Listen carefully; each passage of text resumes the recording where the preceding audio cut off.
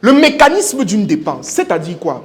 Ici, je vais vous montrer en fait pourquoi est-ce que vous dépensez. Ça veut dire qu'est-ce qui provoque en toi le fait que tu sortes de l'argent et tu pars te dépenser. Il y a exactement 3 choses. Parce qu'on est ensemble jusqu'ici. Il y a 3 choses. Alors, slide. Les 3 choses, c'est quoi? Les envies, les besoins et les responsabilités.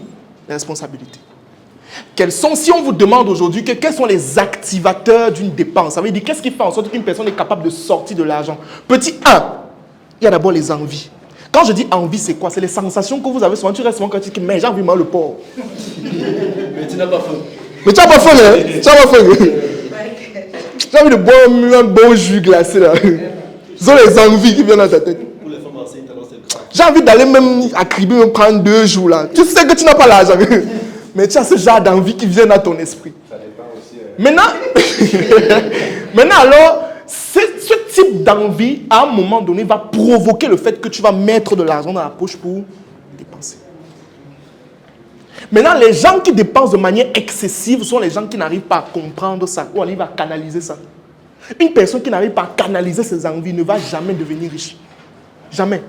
Il faut comprendre qu'il y a des choses que tu peux avoir envie. Tu as l'argent, mais tu n'achètes pas. Oui. Pourquoi? Parce qu'en fait, si une personne ne comprend pas la notion d'objectivité, de priorité, d'objectif financier, est-ce qu'on se comprend? C'est déjà dit quoi? Objectif et priorité. C'est qu'en fait, les envies que tu as vont toujours te contrôler. J'ai une question. Il y a des fois, par exemple, ici, j'ai un grand frère qui dit souvent que quand nous, par exemple, on sort, on part, par exemple, pour acheter certains trucs. Ça veut dire que tu prends des choses et tout. Tu prends les choses pour toi, n'est-ce pas? Parce que tu n'as pas encore d'enfant. Mais lui, il ne peut pas se permettre de faire ça. Il ne peut pas se permettre de s'asseoir, boire bêtement et tout. Parce qu'il pense à l'enfant qui est à la maison. Vous pensez que les parents se lèvent le matin pour travailler parce qu'ils aiment trop le travail? C'est parce qu'ils aiment trop le travail qu'ils font là? Non. C'est qu'à un moment donné, ils se privent de certaines envies pour pouvoir satisfaire les besoins d'un autre être. Objectif est, quelles sont les priorités que tu as? C'est d'abord ça. Si tu n'as pas de priorité, tu vas dépenser, ne t'inquiète pas. C'est comme un jeune qui habite chez ses parents. Il ne paye pas le loyer, il ne paye pas la nourriture, il ne paye rien. Quand on lui donne l'argent, mais il part vivre. Parce qu'il n'a pas de priorité, il n'a rien. Maintenant, il va dépenser son argent. D'accord? Donc, voilà les envies. On a d'abord les envies. Quand je dis envie, c'est les sensations, les désirs, les trucs que vous avez en vous, qui vous dites que l'argent que tu as gagné, tu vois le genre que dès que tu gagnes l'argent, c'est comme si l'argent te parle. Après, tout ne vit qu'une fois. Que si tu dépenses même 20 000 aujourd'hui, ça fait quoi? Après tout, c'est ton argent. Et tu commences. Et là, dans ta tête, il y a les schémas de la souffrance. Comment tu as travaillé dur pour... Et si on vole? Et si on vole mon argent? Tu te dis, mais non, là, il faut que je vive là maintenant. Si je marche, mais la voiture me cogne, je fais comment? Donc c'est ça en fait. Et quand tu n'arrives pas à contrôler ça, tu ne peux pas t'en sortir. Tu vas entrer dans tous les schémas parce qu'il y a toujours les envies. Vu la société dans laquelle on est, les envies sont de plus en plus croissantes.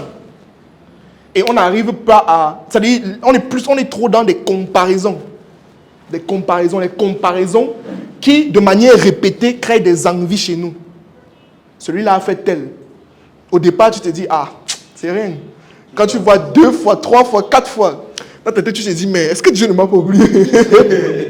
Parce qu'après tout, j'ai le même cerveau que lui, c'est comme lui, tu vois. Donc, la deuxième chose, ce sont les besoins. Les besoins qui sont des choses, en fait, qui sont nécessaires et urgentes pour vous. Besoin de se nourrir, besoin de se vêtir, besoin de se soigner. Merci beaucoup. Donc, en fait, ici, ce qui peut encore engendrer une dépense, ce sont tes propres besoins à toi. C'est-à-dire, par exemple, tu as envie de manger, donc tu dois manger. C'est obligé. Voilà, c'est obligé, tu dois manger. Mais c'est 3 fois par jour, manger d'abord. même si c'est une fois par jour, mangez quand même. Parce que il ne faut pas être dans les chemins où quelqu'un a dit que non. Tu sais qu'il y a des gens qui ne jeûnent pas parce qu'ils veulent.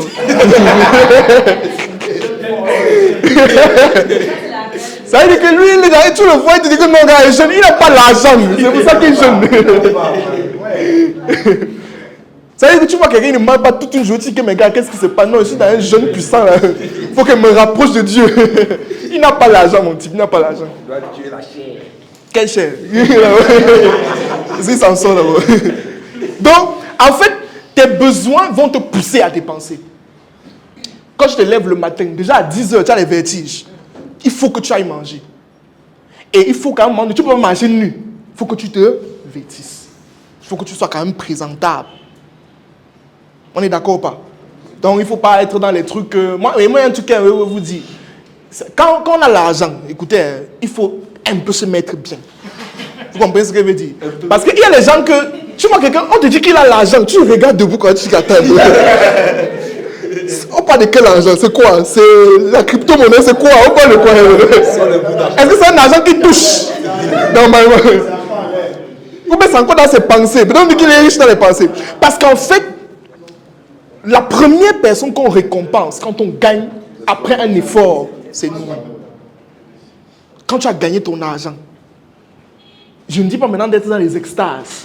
Non. Tu avais l'habitude de porter une chemise tous les jours, une chemise que tu portes depuis des années. Tu peux au marché, tu achètes une nouvelle chemise. Tu repasses. Même si c'est le déballage, tu repasses. Tu laves bien, parfume, tu portes. C'est important. Tu vois, les gens marchent avec les chaussures. La chaussure Tu dis que, mais mon frère, c'est quoi? Moi, tu dis qu'il gagne 1 million chaque semaine. Tu dis que non, attention, il y a un problème. Il y a un problème, il dit que non, en fait, la richesse est intérêt. Est-ce qu'on voit l'intérêt, là, mon type? Non, c'est pas... Non, attention. Il faut quand même être présentable parce que ça attire d'autres choses envers vous. D'accord? On connaît le mois de mars, son avis. Voilà, mais ne confonds pas la responsabilité et la saleté, attention. Parce qu'il y a des gens et il ne faut pas confondre aussi la pauvreté et la saleté. Ça n'a rien, il n'y a pas de corrélation entre les deux. Il faut se mettre bien, il faut être présentable. D'accord? Il y a des gens qui ici, dehors, quand tu les regardes, il est pauvre, il n'a rien. Mais quand tu le regardes, c'est-à-dire qu'il te parle, tu peux aller vendre ta maison, tu veux lui donner. Parce qu'il est présentable. Quand même être présentable. Mais il faut aussi l'argent pour être présentable. Non, attention. Il ne faut pas l'argent pour être propre. Attention. Tu vas me dire qu'il n'y a pas l'eau, que tu souffres seulement jusqu'à... Mais c'est quoi? On continue. Bon, on y va. Donc, il y a les besoins. Et pour terminer, il y a les responsabilités. J'ai déjà introduit même ça en amont. Le fait qu'aujourd'hui, tu es un enfant, c'est une dépense. Ne t'inquiète pas. Le fait que toi, un homme, tu dis qu'à partir de Dieu, tu veux épouser telle femme, c'est une responsabilité. Ou pas. Hein? Que tu veuilles ou pas, c'est ça. Le fait que toi, aujourd'hui, tu te dises que... comment on appelle ça? Ça veut dire, je veux prendre les enfants sur ma charge. C'est une responsabilité. Tu vas dépenser. Donc, du moment où tu commences à engendrer des responsabilités, directement, tu vas sortir de l'argent. C'est un peu comme si tu me dis qu'il y a ton neveu qui arrive chez toi. Et quand il arrive chez toi, tu ne le considères pas comme un enfant à la maison. Ça veut dire qu'il ne mange pas. Il ne lave pas. Ça veut dire que tu ne lui permets pas d'être épanoui chez toi et tout et tout. C'est la réunion familiale. Tu vas expliquer pourquoi tu veux tuer la famille. Pourquoi? Parce que quand on envoie un enfant chez toi, on considère que tu es il est sous ta responsabilité. C'est pour ça que quand il part, il y a une semaine, il dit que pas dans une semaine, il part. Hein? Il te rappelle. Il n'a rien demandé. Hein? Il te dit seulement que dans 3 jours, je pars. Non, maintenant, c'est à toi de réfléchir et comprendre qu'en fait, il faut le transport, il faut mettre quelque chose dans son sac, il faut qu'il reparte au village de manière correcte et tout et tout. C'est comme ça. Responsabilité. Et pour moi, en fait, au fur et à mesure qu'on grandit, on se rend compte que vous le vouliez ou pas, vous êtes racolé à des responsabilités. Quand on dit que quelqu'un est adulte, c'est quelqu'un qui prend ses responsabilités en main. C'est pas que tu dis que... Être adulte, là... Peut-être qu'il fallait qu'on fasse à moi un cours sur ça. Parce qu'on est entré dedans sans comprendre. Ça veut dire qu'on est resté, on dit que tu es devenu adulte. C'est pas correct. Je me rappelle, c'était quelle année? J'avais dit c'est 5 jours. J'étais en train sur mon WhatsApp. Je constate qu'on m'a mis dans le groupe de la famille. Jusqu'à mettre mon nom en bas. Il faut que tu contribues. J'ai dit que mais j'ai grandi à quel moment? À quel moment je suis devenu adulte quand on dit qu'il contribue les choses? Mon nom en majuscule.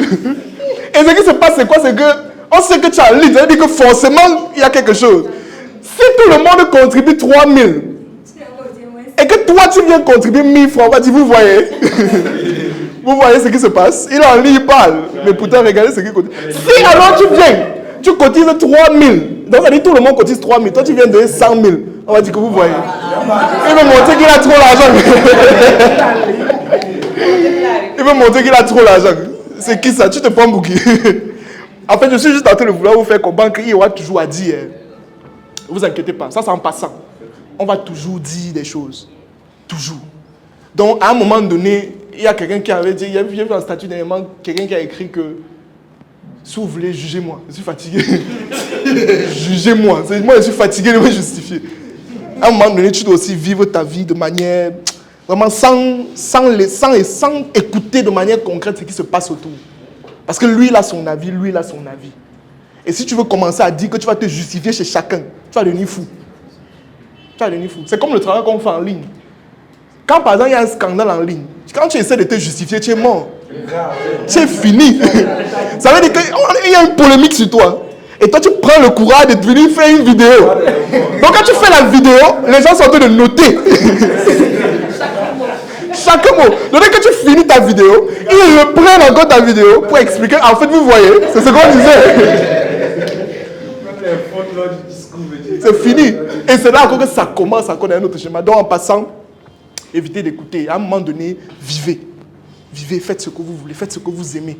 Si vous voulez écouter à chaque fois ce qui est dit de gauche à droite, vous n'allez pas vous en sortir. D'accord?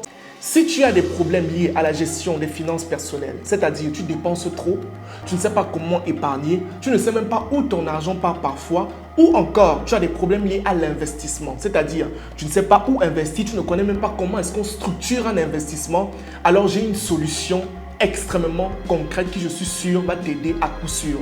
Notre programme Croissance financière 2024 volume 2. Mon équipe et moi, nous avons pris le temps de pouvoir concevoir ce programme dans le but de t'aider à pouvoir passer à un autre niveau sur le plan financier à travers 3 modules extrêmement pédagogiques. Premier module, nous parlons de l'argent. Il est question de comprendre réellement ce que c'est que l'argent.